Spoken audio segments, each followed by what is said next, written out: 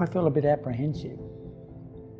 I thought only because it's something I've had strong opinions about, feelings about, thoughts about for quite a lot of part of my life, really. So, you know, the military thing has never been something that I'd normally want to be associated with.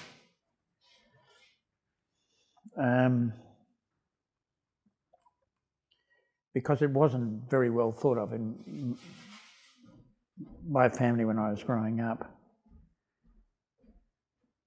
But I decided to go ahead and do the piece because and I tried to say to Ryan and Laura, I tried to be clear about that too, that I didn't want to contribute to the project and not respect what they were trying to achieve. It was just that I wanted to bring my own thoughts and feelings to the... Yes, good idea actually, thanks John. I want to bring my own thoughts and feelings to it, you know, and they were really good about that and said, well, no, you know, we're quite open. What we want to do and what we're expecting is that artists will, the artists we've chosen will each have their own point of view, you know, and their own take on how best to commemorate. War is a kind of psychotic breakdown of a culture, you know what I mean? It's because it's the moment at which there's this enormous split. The community kind of coalesces and confronts the other. And the other rapidly ceases to be something you can understand. They even cease to be human beings, you know what I mean? All the rhetoric around who owns God when a war's running, you know what I mean? Both sides kind of plead with their concept of divinity for success. They want to prevail with that kind of help, but it entails kind of murdering the other side. So thinking about all of this kind of division within the rhetoric of within the rhetoric of a united front and solidarity and we're all in this together and total war and we must prevail and them and us, you know what I mean?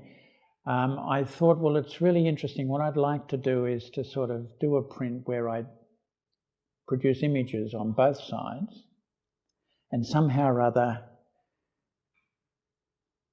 make that the form of my attempt to address that problem.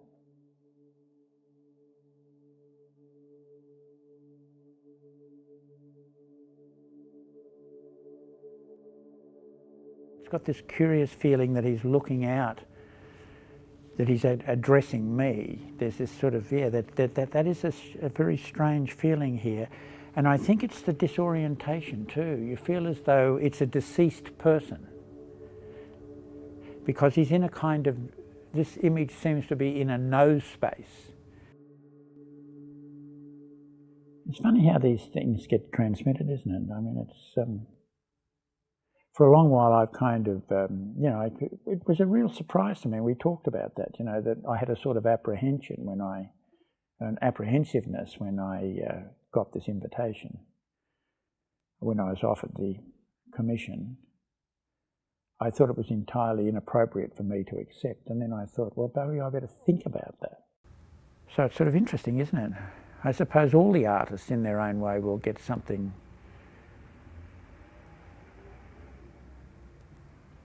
will experience a kind of intense encounter with this project.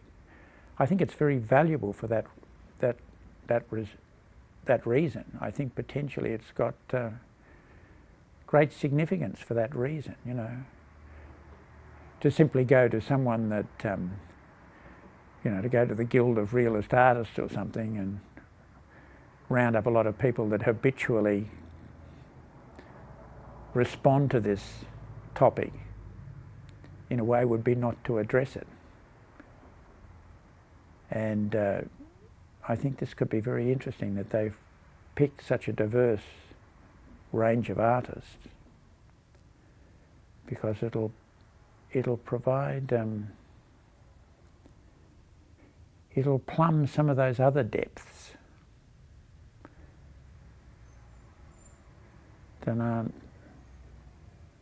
that haven't been sort of addressed. So I think it's a very interesting project. A very interesting project.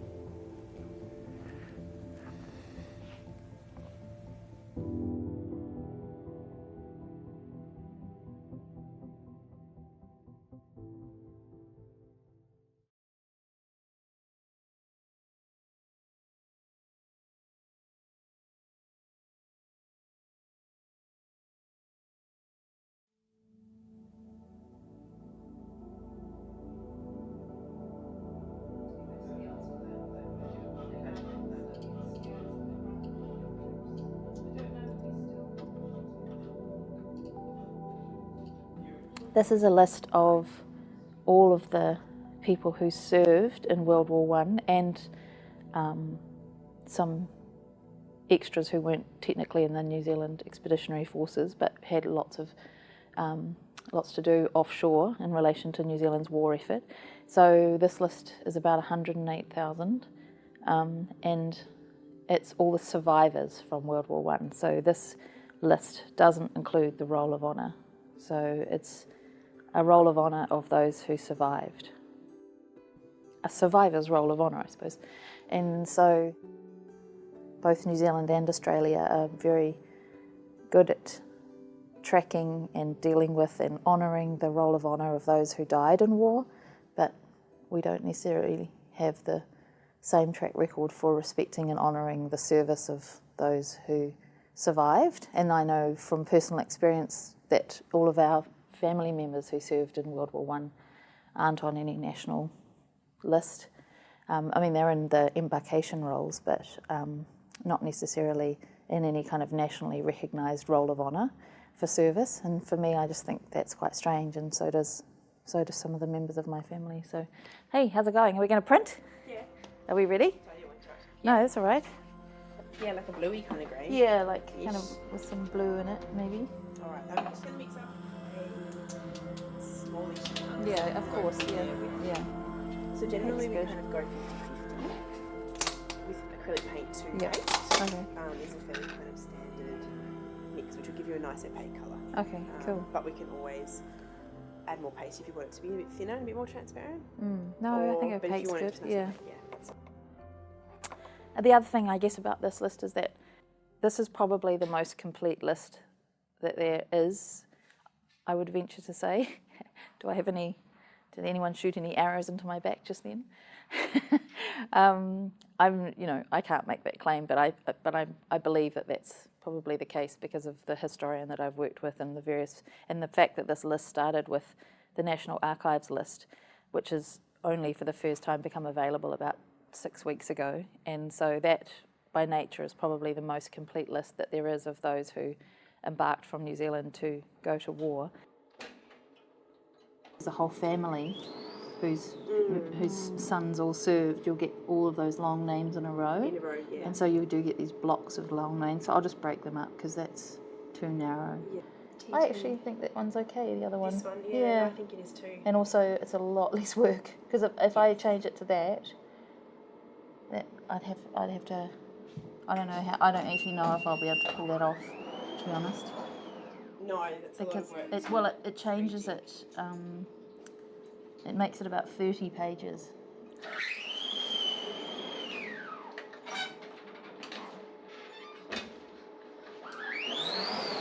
It's those sections where it's such a unique name that you know it can only be one family, but there's like 10 of them. It's quite harrowing, isn't it? Yeah. For me, from growing up with the narratives surrounding the New Zealand identity, it seems that other things have come to form that identity. And also, there's a huge amount of Māori soldiers in here and Pacific Island soldiers, so I think that there's multiple identities that have, multiple kind of attitudes and cultures that have in a very complex way, form our military history. Like the fact that a colonising nation would come to Aotearoa, to New Zealand, and then those Māori who are being colonised then go off and fight a war for the British. So I think because we've dealt with all our colonial history in quite a complex way over the years, and we've really worked through a lot of that stuff, not perfect, but we're working through it in a really kind of open way. I think it problematises our military history enough that I would say that it doesn't form the identity of the New Zealand nation in that way. I'd say there's too many other things involved that kind of formulate that. Yeah, it's certainly not the kind of emphasis that the sort of Anzac moment really turned our country into a country. I don't get that sense from New Zealand at all. I mean, the fact that the only place that the roll of honour is really held in a sort of physical place in terms of a national institution is as a book inside the National War Memorial. That's our national roll of honour, effectively, which is quite odd. So if you think about it, in reflection of the one up the road here, the Australian one, which is sort of this extraordinary display of, I don't know, what is it? It's just this sober and serious monument that really places such significance on each life by it being cast in bronze, whereas ours is sort of in this quite fragile book inside the National Memorial.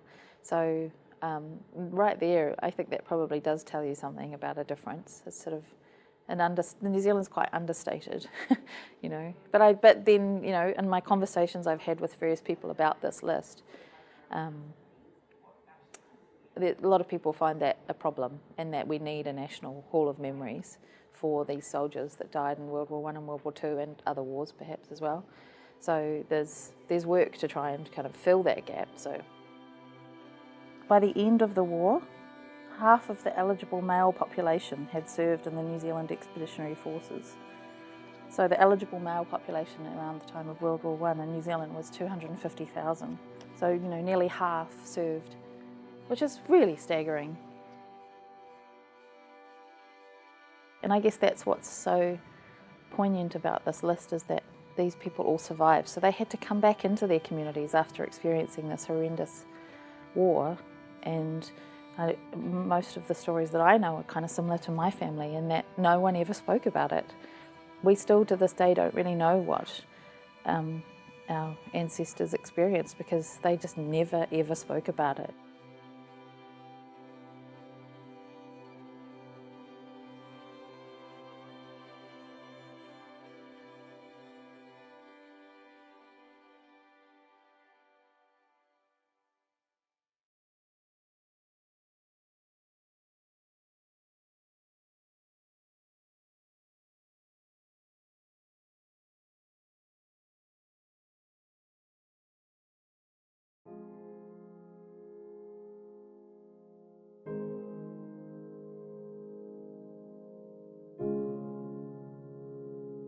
So this is my great nana's uncle. Did you know that before, or did you just start? Yeah. No, I knew because this portrait's on Auntie Rosie's mantelpiece, and Auntie Rosie's still alive, and Auntie Rosie is my great nana's sister. So Auntie Rosie's the baby. She's in her 80s now.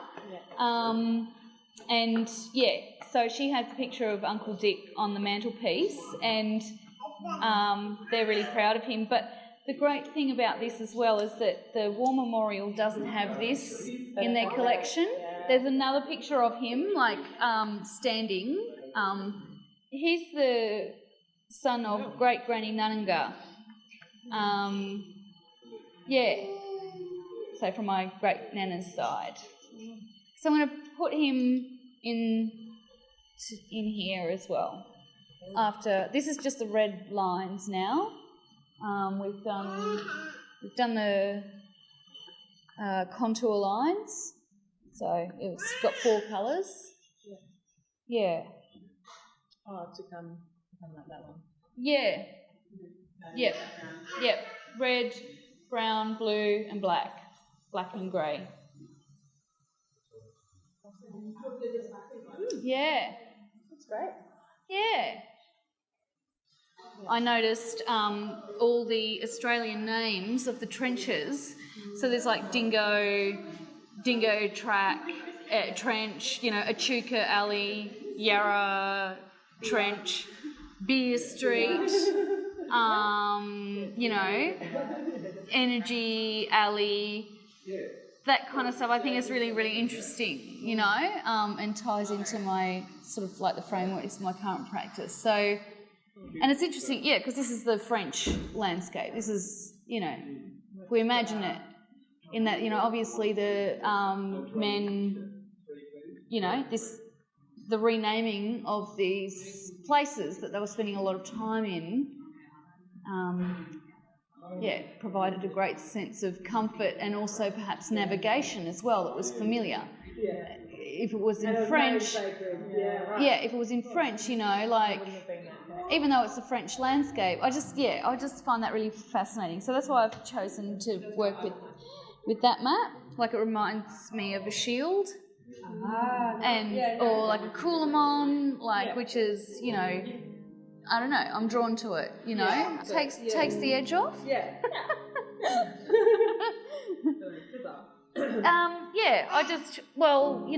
These works, all of the works are looking at challenging ways of seeing Australia and history, and, they're supposed to be challenging the audience.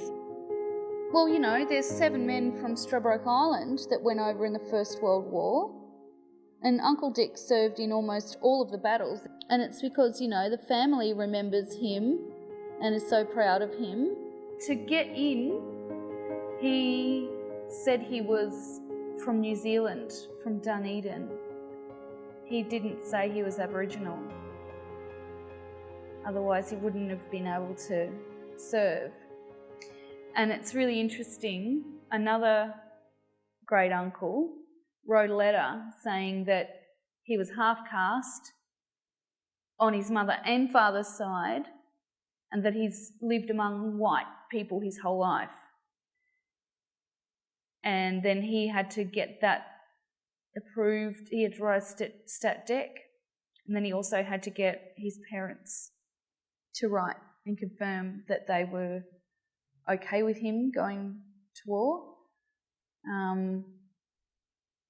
And he served in the Light Horse Brigade. It was towards the end. But it's really interesting that there was a whole lot of men, Aboriginal men from that time, that got rejected.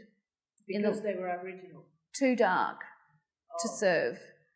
I've got a photograph, like one of my aunties had as a photograph with the stamp.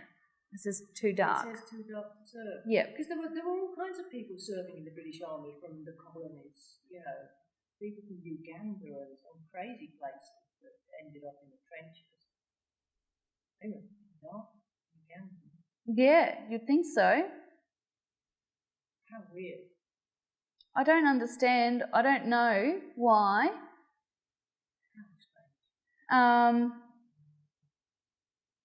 But, Aboriginal people were not... They were not even considered human beings. Yeah, I know. I've seen one of those books, Flora and Fauna. Yeah. Yeah, it's real. Yeah. I know. So, I don't know why. Yeah, I don't know.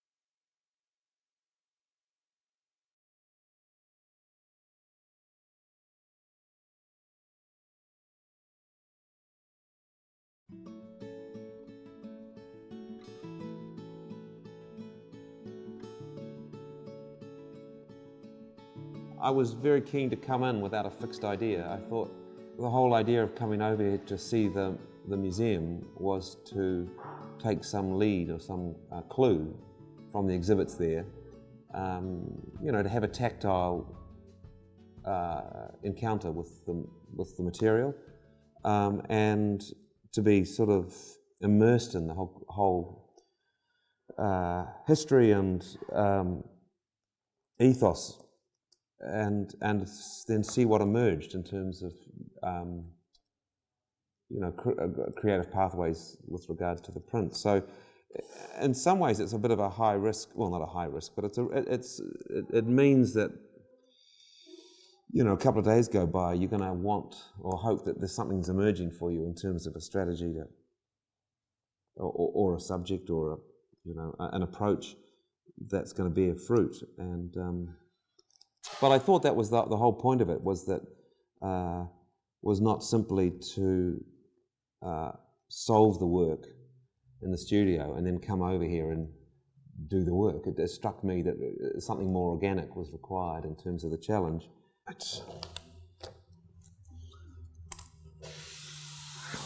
What we're going to do is test that, I think.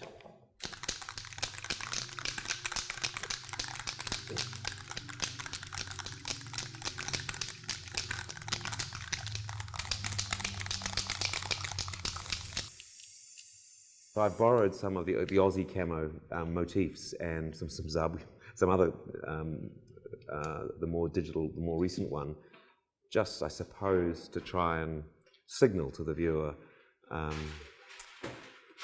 the role of camouflage and the role of invisibility and visibility, not only in the theatre of war, but also, I guess, in a very tangential way, in the nature of an art, in an art experience. You're trying to summon a kind of set of references rather than actually, brutally describe this is what it was like on Quinn's Post in 1915, and so forth. So, and it's a kind of a delicate tightrope to walk, because the difficulty is to try and pick where you're arriving at something that's going to speak to a viewer that possibly has very little experience with contemporary art, or a viewer has no experience of military. It's a kind of a zone of possibility and reference that you sort of pick your way through, and it's part of that decision making around the palette. Going for that reddish, the hellish red on the ground, and then a scarring black on top of that, and then a very fugitive silver, is trying to get the colour and the tones to do a lot of that work. Also, I wanted it to have some, just as the text comes down and these jagged sort of trench lines also collapse down from top to bottom. I really want to reinforce that quite strong sense of movement through a terrain. I think most artists would agree that essentially what you do is solitary. You tend to, when you're making art, be in a room or at a desk or you're in a space by yourself, and it's the internal processes, unless you're working collaboratively, generally mean you're on your own. And so printmaking is the complete opposite of that. The crowds that are involved in and it's good because of that, because of course, the collaborative aspects, working with John, for example, is fantastic. It's really, pleasure to work with, and, together you make, the print emerges from that, complicity. But I find that the more organic aspects of it are really rewarding.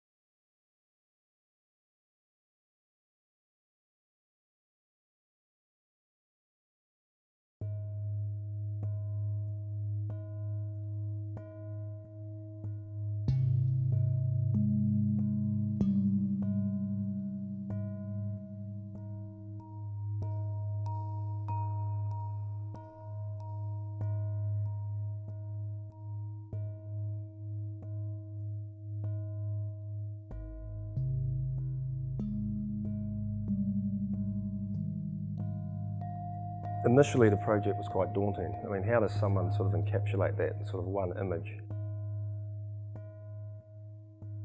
I really just went back to sort of some basic ideas. I mean, what it is to actually remember. I wanted to actually just make an image that just sort of allows the viewer to think about the idea of remembrance, to be conscious of that, and then so what sort of we can take from that, and to reflect on that, to reflect on the what actually happened at that period and that time. Initially, what I wanted to do is just start with the word Anzac, and I just wanted that to be a banner across a skyscape. I mean, a lot of my work is really about it uses a lot of skyscape and landscape, and in those skyscapes, I mean, you can sort of you can make them sort of dreamscapes, ideas, or places where ideas can be imagined, things can be contemplated. So I thought, well, I'm just going to start with the word Anzac and let that be the starting point, and then sort of everything just folds in and around that word. I don't have a lot of knowledge about the print medium, that's why it's good working with Megalo. I mean, I actually just came up with the image, and it's really just how the best process that they can find to actually reproduce that image in print, and we've chosen to do it in screen print. Gallipoli inspired. Yes. It's taken from an image from Gallipoli. Okay. Yeah. This element here was kind of inspired by my trip to the National Gallery on Saturday when I saw the Ned Kelly series. but actually, because there's a particular painting where he doesn't put eyes in it, and so from a viewer's point of view, it becomes like a viewfinder, and you're looking straight through at what. And I kind of like that idea because, in a sense, this is like a frame within a frame to that reference. And I like the idea that you're sort of looking through that point, seeing the sky. Yeah. To have that kind of reflection of the to remember, or the memory or something, you know. So, you know, just thinking about the idea of travelling to a foreign place. You know, I want something in this. I want something in this space to be not. Yeah. Kind of abstracted from the real landscape. Exactly. Yeah, that's a nice way to put it, actually. So it's so you have these kind of. This is the, you know, obviously the Anzac reference, the kind of landscape reference. Yeah. And then you have these other sort of different takes on scale. It changes all the space, takes away the sort of, creates a, not an unease, but a certain sort of something happening in the space which is not sort of natural to the space. Well, a lot of my work actually deals with the relationship between sky and land, and I tend to actually float things in the sky and put things like, be it a word or an image, and I put things in the sky as a point of reflecting or interpreting sort of an idea. So that's the basis for the print, or the image that I'm making. I just started with the word Anzac, and then off that word, which is floated in the sky, I've got some other objects and shapes and forms which come into play. I think the thing that's become clear to me is really about, you know, how we remember, the importance of remembering, and how we frame it, and it's all about sort of our perceptions. And I think I actually just want people to look at my print, contemplate the sort of the landscape, and to just for a moment just reflect on the place that was Gallipoli, or where Anzacs may have been. And so for me, it's very much about a place that's at distance, it's unknown and eventful, you know. So it's really just an image of contemplation.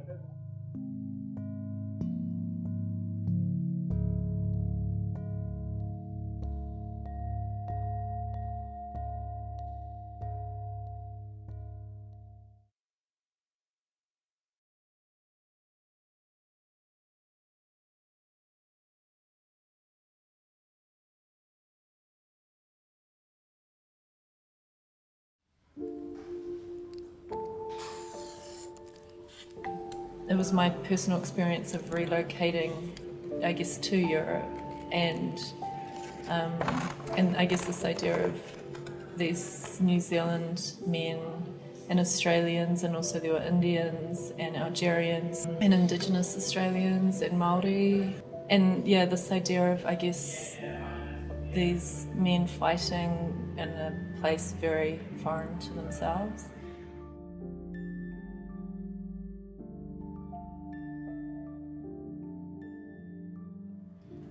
Straight rather than bent. Yeah.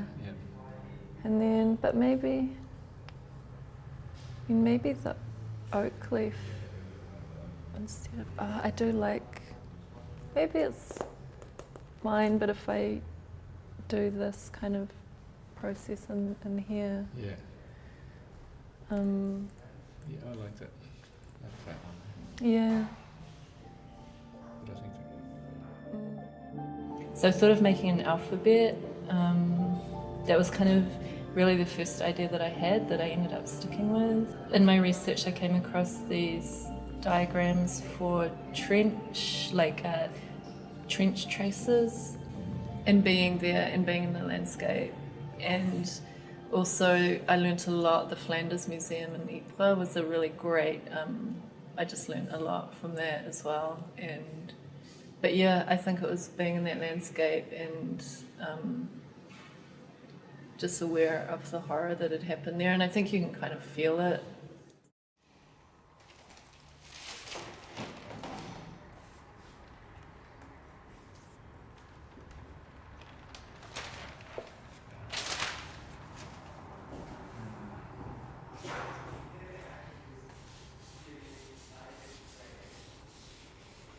Yeah, it's so nice having that, I guess, is it the texture of the stone that is what comes through? Yeah. And, it can be finer than that, but you like that texture? I like it, yeah, a lot. Yeah.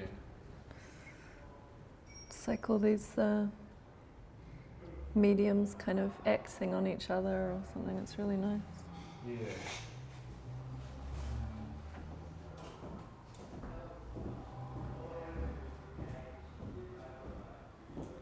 And I guess, is this the texture of the, like here, is that the texture of the pencil that I used? Yeah, it's the crayon mark and the stone. I made an alphabet out of the leaves and the designs, and out of that I spelt out a statement that was on an official kind of letter sent to mothers or widows of someone who had died. And the official kind of printed statement was, which I guess they would have filled in the name, and then it said, and then officially printed it said "at a place not stated," which and that is what the code kind of says. And that will be the title of the print, will be "at a place not stated." So you get the translation. It's not like secret.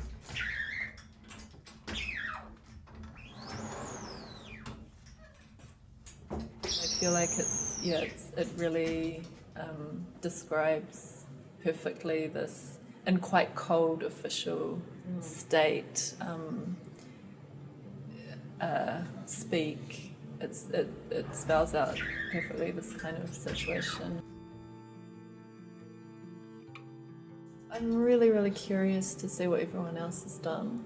Like, I think that for me is the I'm really interested to see that kind of portfolio opened up and seeing the way everyone else has approached it, because I know I've approached it quite, like everyone will have approached it quite specifically and to them and their history, and I think it'll be really interesting because it's a tricky thing. It's like finding the spot where you feel comfortable.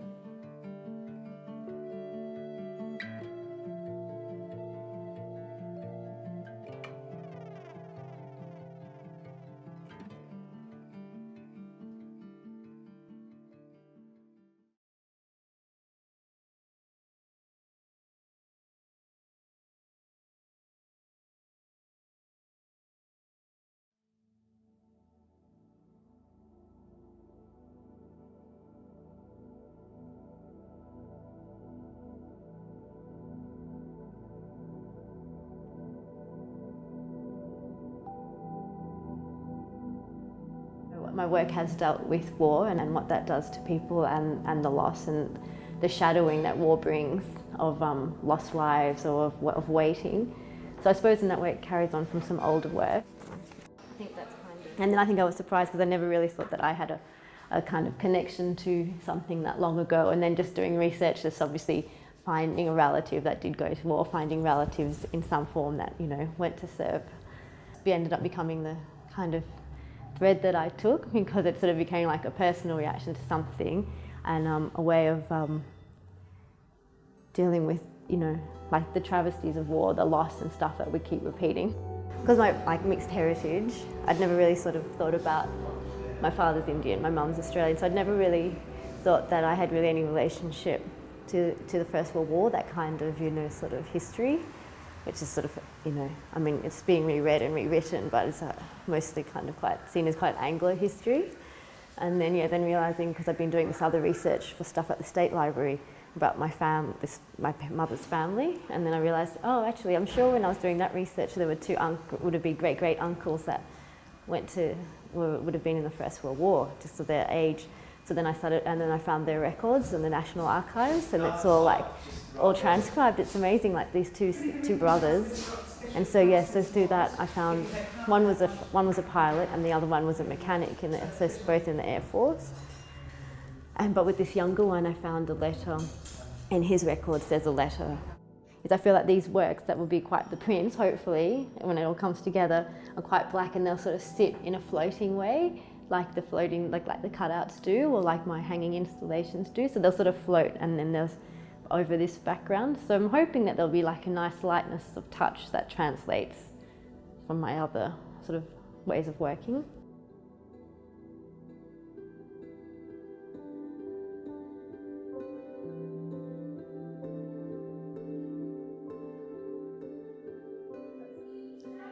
I feel like it's been a really big learning curve. So many methods and so many ways of doing something. I think that was what I was a bit coming into this project, a bit uncertain. I had sort of visuals, but I kept sort of, in my head coming up against a wall, because I just had no idea how that could.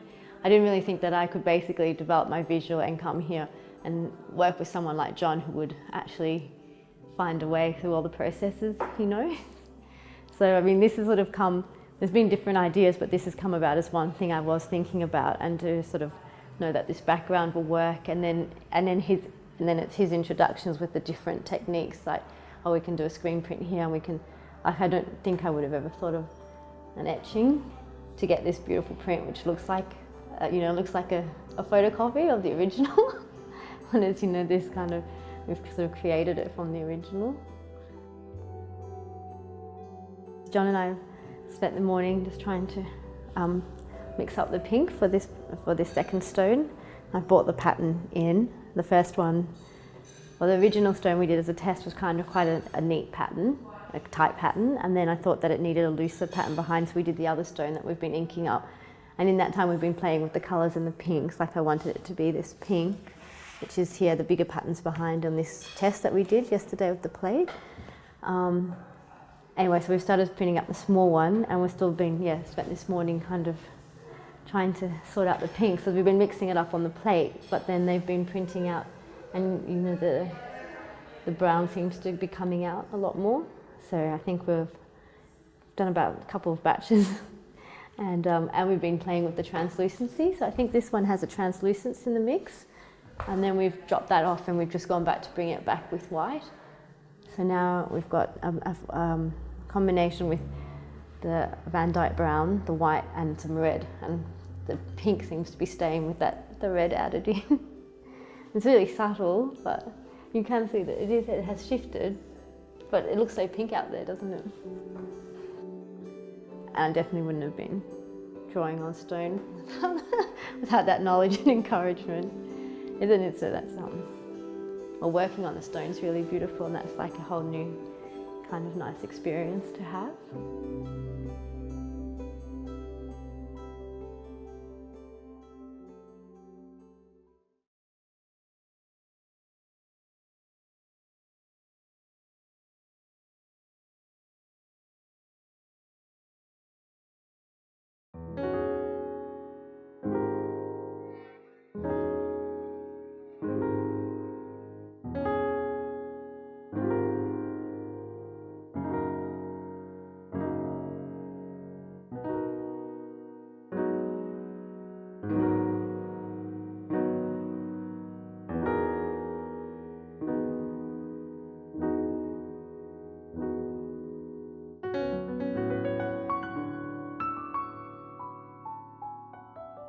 I came here quite open to just whatever I was going to kind of come into. I I also spoke to my mother about my family history in the armed forces. And then I found out where my great-grandfather had gone, and his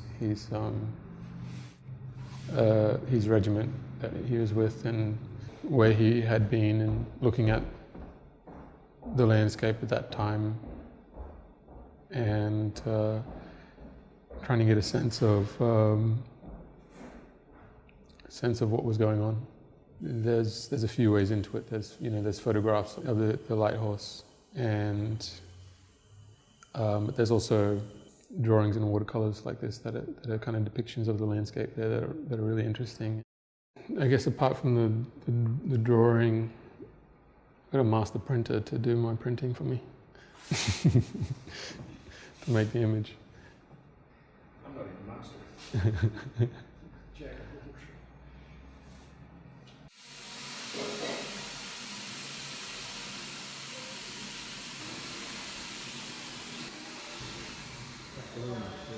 No, that's a bit light. Yeah, so a bit more body. Yeah, it needs to be a little bit more intense. Pink Yeah, in the mix. yeah, yeah.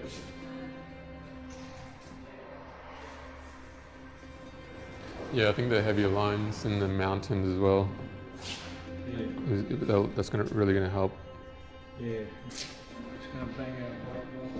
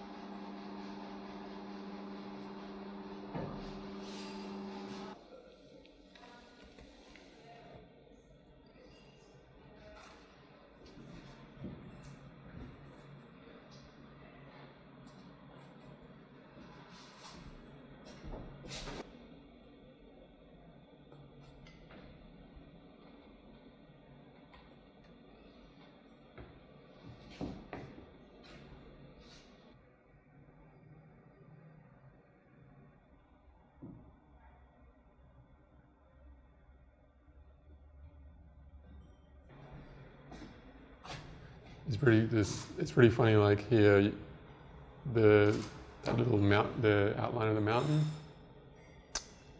It kind of goes right where the black bits are. It kind of follows this little. Oh yeah. Yeah, yeah. Kind of nice how it operates. Like from back, you can see. Like when you go up close, you can see all the marks and stuff. Yeah. Yeah. That's right. Yeah.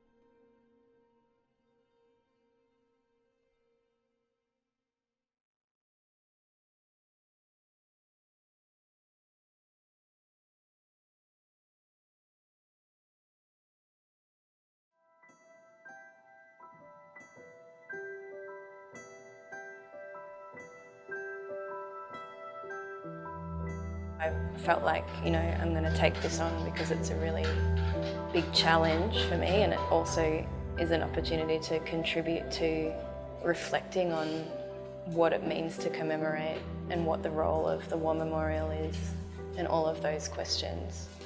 And I think that's, you know, to me that's what the role of the memorial should be, is that it should be a place for reflection and for debate and for different perspectives to kind of be able to come together.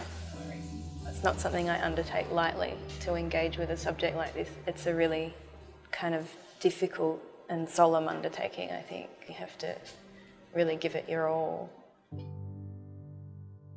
I feel like the process of producing this print has been as much about educating myself about the complexities of the period in which World War I occurred, as well as the complexities of institutional operations and relationships between, you know, the print workshop and the war memorial and the curators and the directors and the, you know, there are all these different complexities at play, and it's as much about navigating those and engaging with those as it is about developing the concept of the print. I actually had a dream about the print when I was in Melbourne. It was really more like an anxiety dream about that the print was missing something.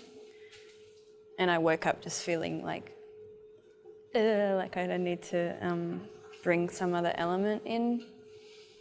And then it was just a process of thinking about what it could be that isn't identifiable as a picture of something, because I always wanted to avoid specific images in this print. And I think this surface, I had these little tiny beads in my studio that's on like a flatbed scanner, and it kind of made sense to me because they're spherical, but then they behave like sand or something. They're not like an identifiable thing.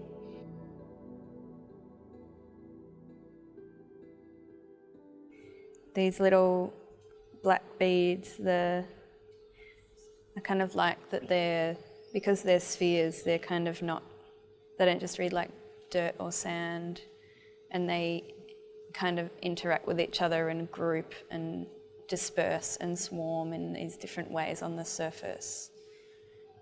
And that's the sort of configuration I feel like your brain can, like it bounces all sorts of different associations back at your mind rather than just being a picture of one thing.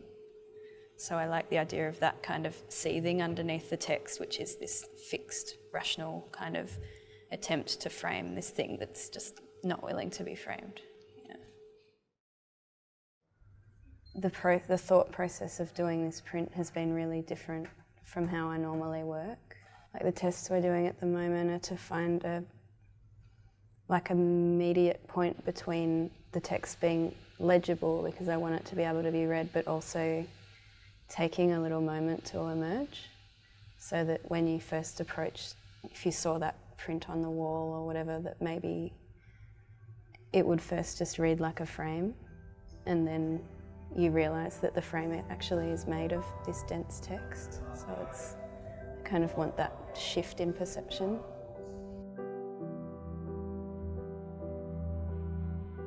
It's been a long process of absorbing and learning about the vastness and complexity of that period of time.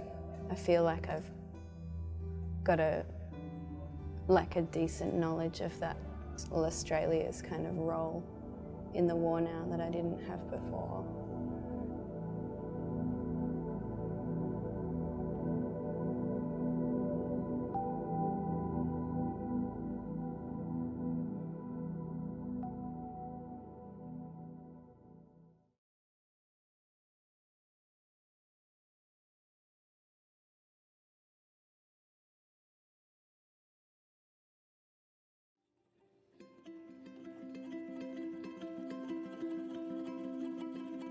I was excited by the prospect of working here with the War Memorial.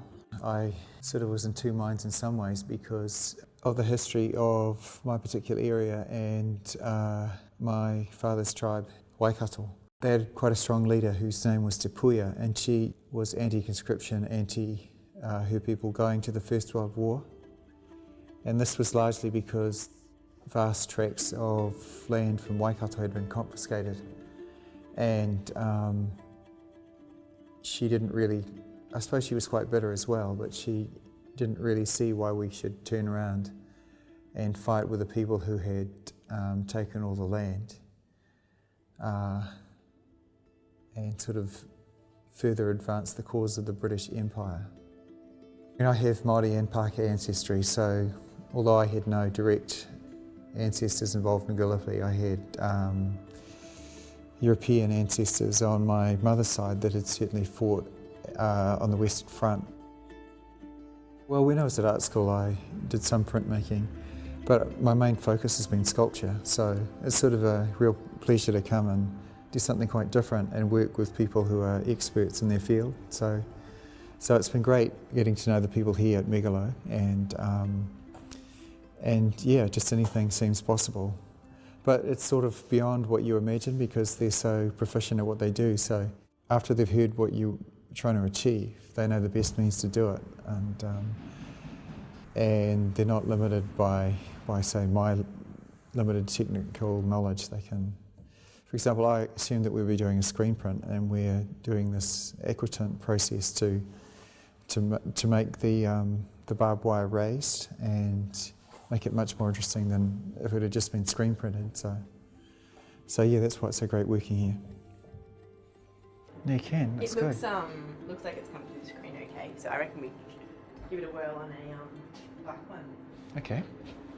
So I just wanted to make sure that the screen washed out okay and yeah. Yeah. So the trick is to know where it's going to line up, which you know, and yeah. So is that the right end? oh wow! So it's genius! Look at that! Oh, amazing! Yeah, no, I'm really happy with that. Otherwise, geez, should I show John? Yeah. Oh, so excited! It won't take too long to dry. Like it dries a lot faster than the oil basing, but Yeah, yeah. It's a very exciting moment.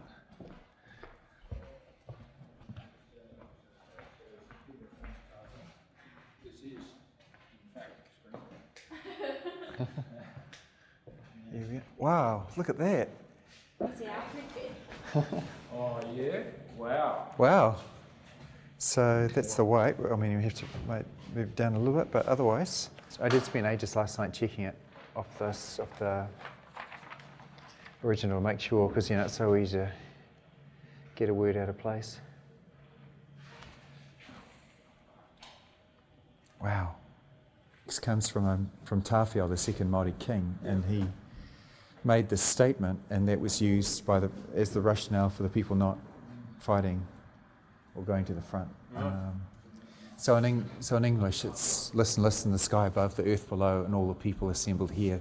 The killing of man must stop, the destruction of land must cease. I shall bury my pasu, my war club, in the earth, and it shall not rise again. Waikato, that's the area. Lie down, do not allow blood to flow from this time on. But now I'm just throwing too many different variations. What do you reckon? I mean, I think ultimately it will probably just stay in white because I like that a lot. It seems to work well. I was just the red was the curiosity thing. Wow.